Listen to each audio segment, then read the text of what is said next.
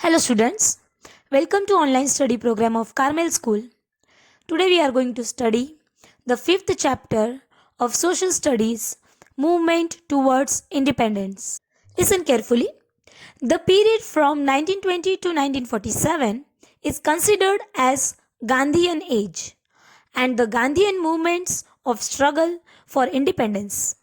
This second stage of national movement of India is the struggle for having constitutional rights. Moreover, it is the struggle for the freedom of India too.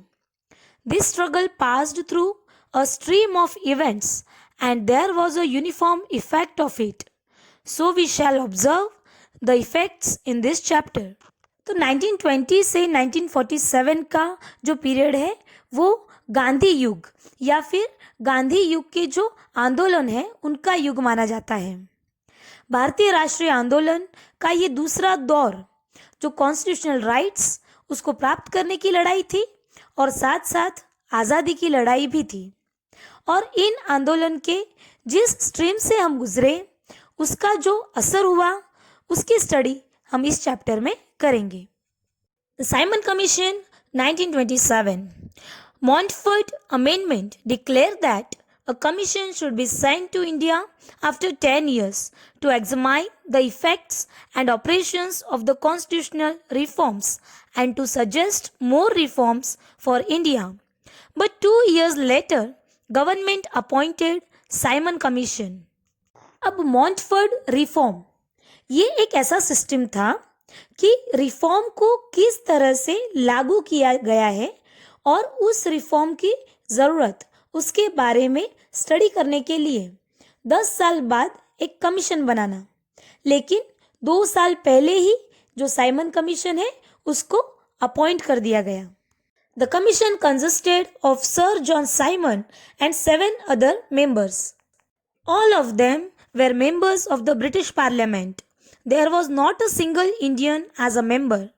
Indians recommended inclusion of Indian members in the commission so as to understand the problems and pains of Indian society, but Britishers rejected this recommendation. So the Indians decided to oppose it. अब इस commission के जो leader थे वो John Simon और उसके अलावा 7 members और भी थे, लेकिन वो सारे मेंबर्स ब्रिटिश पार्लियामेंट से थे, मतलब उसमें एक भी इंडियन नहीं था। और इंडियंस के लिए ये बहुत ही पेनफुल यानी दुख भरी बात थी और इसीलिए इंडियंस को भी इस कमीशन में शामिल किया जाए इसकी सिफारिश इंडियंस ने की। लेकिन ब्रिटिशर्स ने वो जो सिफारिश थी, रिकमेंडेशन थी, वो रिजेक्ट कर दी और इसीलिए इंडियंस ने साइमन कमीशन को बॉयकॉट यानी उसका बहिष्कार करने का निश्चय किया। Simon commission was greeted with strikes, assembly, procession, loud slogan of Simon go back, and unfurling of black flags and apparel. The British government suppressed the movement mercilessly. The assistant police superintendent ordered lathi charge on Lalaji's procession. Lala Lajpat Rai was injured seriously while taking the lead of the procession in Lahore. Few months later, he passed away. The news of Lalaji's death instigated Veer Bhagat Singh, Sukhdev and Rajguru. Therefore, they killed Saunders. अब Simon commission के India में आने के समय लोगों ने assembly, strike यानी हड़तालें और जुलूस और उसके अलावा साइमन गो बैक के नारे और काले झंडे फहराकर उनका अपोज किया। और इस अपोज के खिलाफ गवर्नमेंट ने बहुत ही क्रूशियल मतलब बहुत ही क्रूरता से उसका जब विरोध किया तो सरकार ने जो लाठी चार्ज का ऑर्डर दिया जिसमें लाला लाजपत राय बुरी तरह से घायल हुए और थोड़े दिन बाद उनका निधन हो गया। अब लाला जी की डेथ हुई, इस न्यूज़ से वीर भगत सिंह, राजगुरु और सुखदेव ये जो क्रांतिकारी थे उन्होंने इसका बदला लेने के लिए जो जिसने लाठीचार्ज का आदेश दिया था, ऑर्डर दिया था, उसका बदला लेने के लिए सॉन्डर्स की हत्या कर दी। Nehru committee. With the opposition of Simon Commission, Hindi Wazir Birkenhead presented a draft of the constitution as in Simon Commission, in which it stated that the Indian leaders of all parties formulate appropriate constitution which the British government will further think upon. अब Simon commission का जो boycott हुआ था उसकी वजह से जो हिंदी वजीर थे बर्कनहेड, उन्होंने साइमन कमीशन का एक ड्राफ्ट बनाया और उसको प्रेजेंट करते समय उन्होंने बताया कि इंडियन लीडर्स जो है वो सभी पार्टीज को जो अनुकूल ऐसा एक कॉन्स्टिट्यूशन बनाकर दे तो ब्रिटिश गवर्नमेंट उस पर विचार करेगी. By understanding the challenges of this report, National General Assembly President drafted Nehru Committee report. This report, which was given, is known as Nehru Report, which states the dominion status, independent judiciary, fundamental rights, and adult suffrage. Eventually, the British government rejected the recommendations made in this report. अब इस statement को challenge समझकर Indian national assembly ने मोतीलाल नेहरू की leadership के under एक Nehru committee बनाई और एक रिपोर्ट बनाया जिसमें dominion status, independent judiciary, fundamental rights and adult suffrage को शामिल किया गया. लेकिन ब्रिटिश गवर्नमेंट ने इस रिपोर्ट को रिजेक्ट कर दिया. Now, demand for complete independence 1929. During this time, National Assembly members Jawaharlal Nehru, Subhash Chandra Bose were active national leaders. अब पूर्ण स्वराज की मांग. उस समय नेशनल असेंबली में जवाहरलाल नेहरू, सुभाष चंद्र बोस ये बहुत ही एक्टिव लीडर्स थे. They were the propagators of complete independence. Youth of India were not happy with the dominion status. On the banks of the river Ravi in Lahore, under the leadership of Jawaharlal Nehru, National General Assembly passed a resolution of complete independence. अब ये जो leader थे वो complete independence चाहते थे. जो youth थे, जो युवा वर्ग थे, वो भी हैप्पी यानी सेटिस्फाइड नहीं थे डोमिनेंस स्टेटस के साथ. अब इसका असर ये हुआ, लाहौर में रावी नदी के किनारे पंडित जवाहरलाल नेहरू के लीडरशिप के अंडर इंडियन नेशनल असेंबली में टोटल इंडिपेंडेंस यानी पूर्ण स्वराज का प्रस्ताव पारित किया गया. After that, on 26th January 1930, the members took the oath of complete independence. Since then, January 26th has become memorable for all of us. Independent India has made the Republic Day memorable by implementing the Constitution of India on this day. अब उसके बाद 26 जनवरी 1930 को आज़ादी की शपथ लेकर total independence day के रूप में मनाने का डिसाइड हुआ और इस दिन का जो महत्व है उसको बनाए रखने के लिए 1950 में जो हमारा कॉन्स्टिट्यूशन बना इसी डेट को इम्प्लीमेंट किया गया यानी लागू किया गया. Now Dandi Yatra from March 12 to April 6, 1930. As a part of civil disobedience movement, Gandhi decided to go to Dandi village by its sea coast to break the salt law. On the off 11th March evening, in the assembly of thousands of people, the message of Satyagraha was sent. अब civil disobedience movement के रूप में गांधी जी ने दांडी गांव के समुद्र तट पर जाकर नमक का कानून जो है उसको तोड़ने का डिसाइड किया, निश्चय किया और 11 मार्च के इवनिंग यानी शाम को आश्रम में हजारों लोगों के सामने इस सत्याग्रह का सबको मैसेज दिया. Even if people got arrested, with firm determination of non-violence, struggle against government continued. अगर लोगों को अरेस्ट भी किया जाए फिर भी बहुत ही कंटिन्यूअसली और वो भी अहिंसा यानी नॉन वायलेंस के साथ इस संघर्ष को आगे बढ़ाने के लिए निश्चय किया. On 12th March 1930, under his leadership, Gandhiji commenced Dandi Yatra with his supporters from Harijan Ashram, singing the hymn वैष्णव जन तो तेने रे कहिए जे पीड़ पराई जाने रे. और अहमदाबाद के साबरमती आश्रम से 12 मार्च 1930 को वैष्णव जन तो तेने रे कहिए जे पीड़ पराई जाने रे, ये गाना गाया। Gandhiji said in Dandi Yatra, I shall die the death of crow and dog, but I will not return to this ashram without attaining पूर्ण स्वराज। और गांधी जी ने कहा कि मैं भले ही कौवे कुत्ते की मौत मरूंगा, लेकिन जब तक स्वराज नहीं मिलेगा तब तक आश्रम में वापस नहीं लौटूंगा। Brave never run away from struggle. The one who runs by seeing the struggle is not brave. Gandhi ji along with his supporters started the Dandi मार्च। जो ब्रेव होते हैं वो स्ट्रगल को देखकर भागते नहीं हैं, और जो भागते हैं वो ब्रेव नहीं होते। गांधी जी ने अपने सपोर्टर्स के साथ दांडी कूच की शुरुआत की। This march was 370 kilometers, which included Aslali, Bareja, Nadiyad, Anand, Boriavi, Ras, Jambusar, Bharuch, Surat, Navsari, as well as small and large regions. During Dandi March, in these regions, people were explained the reason for civil disobedience movement and breaking the salt law. अब अहमदाबाद से दांडी की दूरी लगभग 370 kilometres है, और दांडी यात्रा में असलाली, बरेजा, नडियाद, आनंद, बोरियावी, रास, जंबूसर, भरूच, सूरत, नवसारी जैसे छोटे बड़े गांवों में असेंबली करके लोगों को सिविल डिसोबीडियंस मूवमेंट और सॉल्ट लॉ तोड़ने की जो ज़रूरत है उसकी जानकारी दी।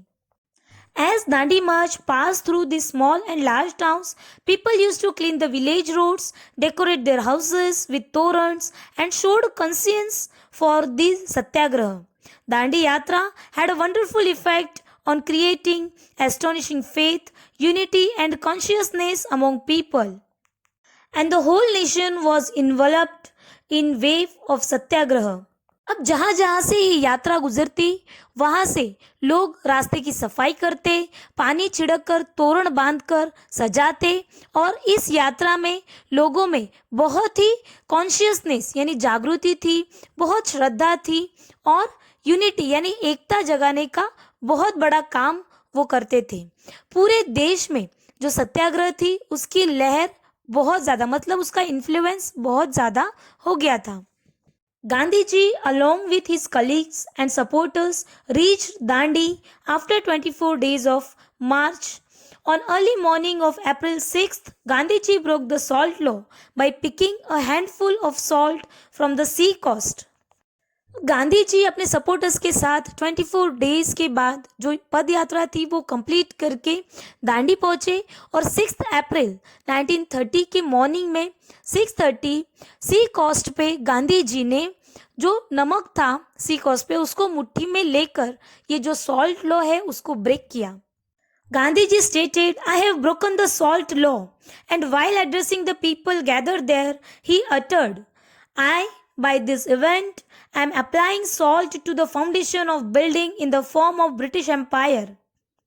और गांधी जी ने कहा, मैंने नमक का कानून तोड़ दिया, और उस समय वहाँ जो लोग थे उनसे कहा, मैं ब्रिटिश रूल के जो बिल्डिंग है उसके नींव यानी फाउंडेशन में नमक लगा रहा हूँ। Shri Mahadev Bhai Desai has compared this event as Mahabhinishkramana, the great renunciation. Shri Mahadev Bhai Desai ये जो दांडी यात्रा है इसकी कंपेयर यानी तुलना महाभिनिशिक्रमण के साथ करते हैं। Journalists, photographers, writers, historians of India and across the world visited and published report about what they witnessed in their own newspapers and booklets. दुनिया भर के जो रिपोर्टर्स थे, फोटोग्राफर्स थे, उन्होंने भी जब उन्होंने ये अटेंड किया उसको आंखों से देखा तो उसका डिटेल अपने न्यूज़पेपर में छापा, उसको प्रकाशित किया। In this way, the Dandi Yatra, which started from Sabarmati Ashram on 12th March, was nationally acclaimed, achieved its physical completion, but it started applying salt to the foundation of building in the form of British Empire. तो इस तरह से 12th मार्च को साबरमती आश्रम से शुरू हुई दांडी यात्रा पूरी हुई, लेकिन ब्रिटिश रूल की जो फाउंडेशन थी, बिल्डिंग थी, उसके नींव में नमक लगना शुरू हो गया था। Civil disobedience movement generated new national consciousness among people of India. The British police beat them mercilessly. Lathi charge, arrest, shooting and operations on women and children continued, but agitation did not decrease. तो इस तरह से civil disobedience movement शुरू हुआ। Government ने इसको रोकने के लिए बहुत सारे उपाय किए, जैसे कि लाठी चार्ज, शूटिंग, अरेस्ट, वुमेन्स और बच्चे, चिल्ड्रन, उन पर बहुत से जुल्म किए, लेकिन फिर भी लड़ाई कमजोर नहीं पड़ी। During Dandi March, numerous constructive programs like boycott of foreign clothes, prohibition of liquor, removing untouchability, Hindu-Muslim unity and oath to do social services etc. were held. तो दांडी मार्च के दौरान जो फॉरेन गुड्स था उनको बॉयकॉट करना, लिकर यानी शराबबंदी, हिंदू मुस्लिम यूनिटी और अनटचेबिलिटी, इनको रोकने के लिए बहुत सारे प्रोग्राम्स का आयोजन किया गया। दांडी यात्रा and breaking of salt law brought not only nationwide consciousness but it brought fame in aspects of non-violent struggle and movement worldwide.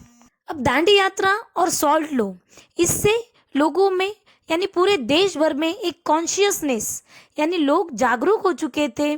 Processions, programs and assemblies were conducted for boycotting foreign goods, prohibition of foreign liquor and picketing on liquor making, not giving revenue tax, satyagraha for removal of untouchability.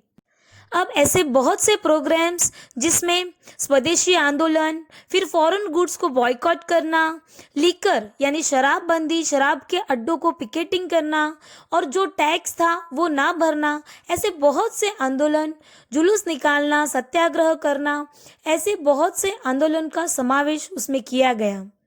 To weaken this agitation and struggles, the government started lathi charge, imprisonment and other atrocities. People reached by destroying railway station, post office, police station and other government building.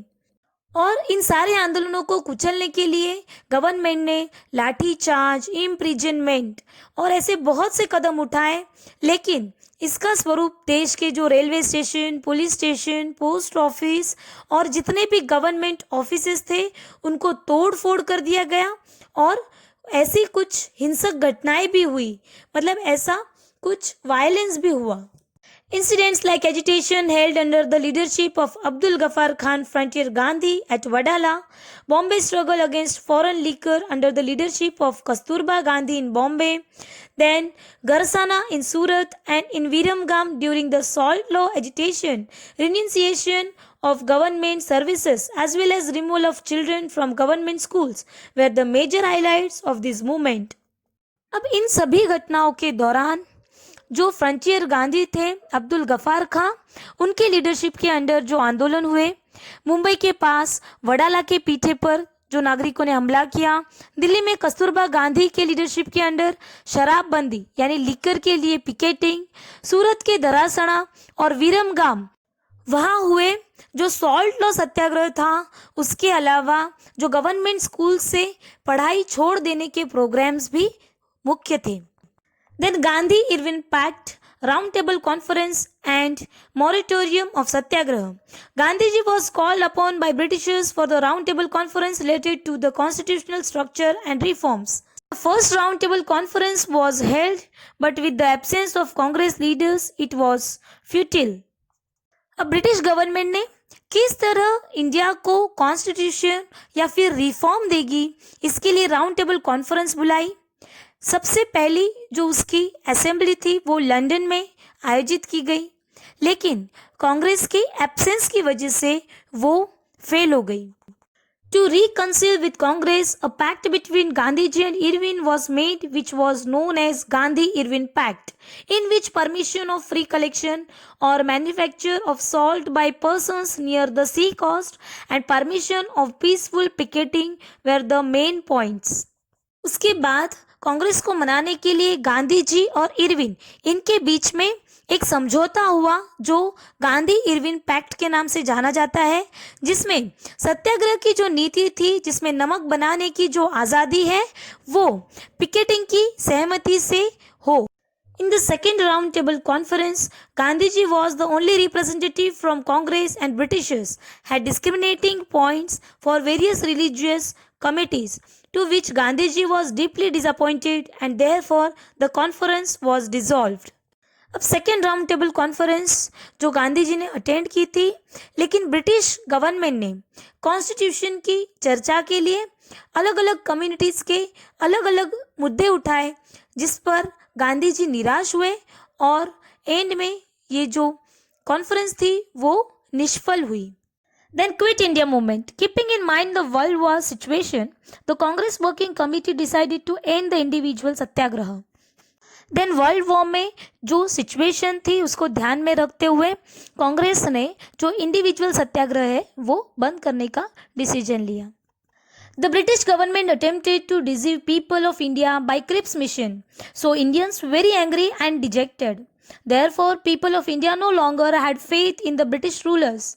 They assumed that the British do not wish to quit India. Gandhiji advised the people to come out of despair and be prepared to give a new and last fight. Then Cripps ने जो दरखास्त की थी उससे ये साबित हुआ कि ब्रिटिश सरकार सत्ता छोड़ना नहीं चाहती थी तथा हिंदुस्तान को स्वराज देने का उसका कोई इरादा नहीं था, तो वह भारत की जनता को ठगने का प्रयास कर रही थी.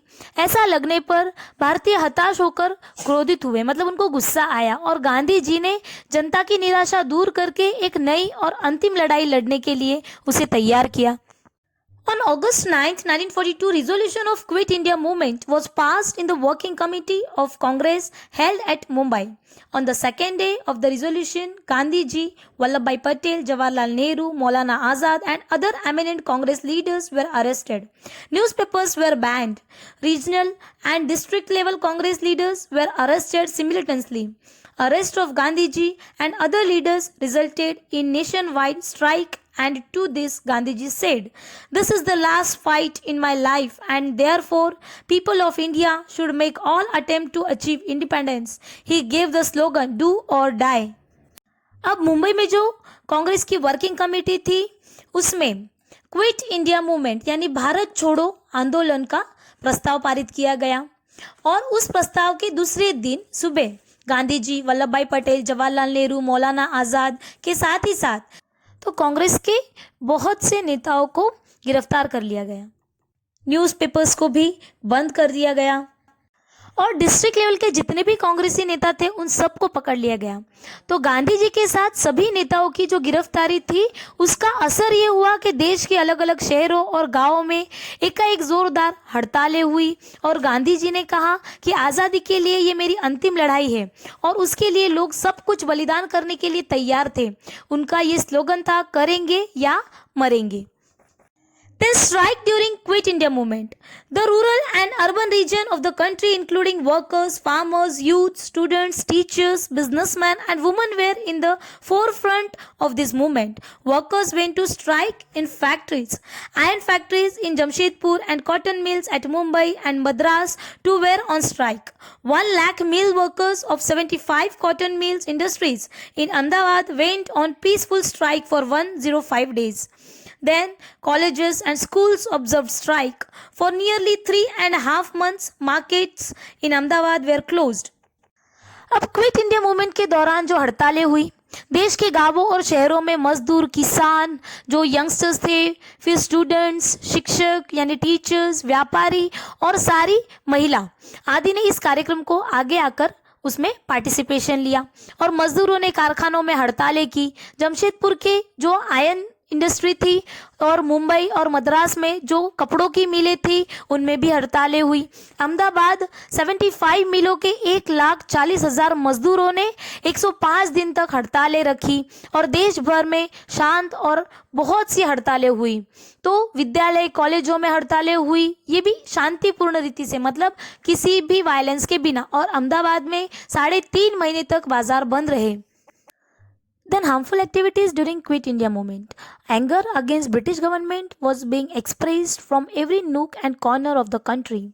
Suppression against peaceful people by the Britishers led to violent situation as people not only ransacked the post offices, telegram departments, police stations, railway stations, government buildings, school, colleges, railway lanes, bridges, and roads, but looted the assets and set on fire the government properties. In this, railway incurred the heaviest losses. In many of the areas, people used bombs. अब quit India movement के दौरान बहुत सारी तोड़ फोड़ यानी harmful activities भी हुई। देश में चारों तरफ लोग जो है गुस्से में भरे हुए थे और इसको तोड़ने के लिए ब्रिटिश सरकार जो है वो बहुत ही क्रुशियल रोल अपना रही थी और उसके विरुद्ध वो क्या कर रही थी, शहरों गाँवों में लोगों की जो ग्रुप्स थे, टोलियाँ थी, फिर उनके द्वारा टेलीफोन, रेलवे लाइन, सरकारी जो मकान थे, पोस्ट ऑफिस थे, पुलिस स्टेशन, सरकारी जो कार्यालय थे, फिर college, then schools, railway station आदि को तोड़ डालने और वहाँ की संपत्ति लूटने और आग लगाने की घटनाएं बड़ी संख्या में हुई और रेलवे का बहुत नुकसान हुआ और कुछ क्षेत्रों में लोगों ने बॉम्ब का भी इस्तेमाल किया। तो ऐसी बहुत सी जो हार्मफुल एक्टिविटीज़ थी वो क्विट इंडिया मूवमेंट के दौरान हुई। Okay, the remaining explanation we will see in the second part. Okay, thank you.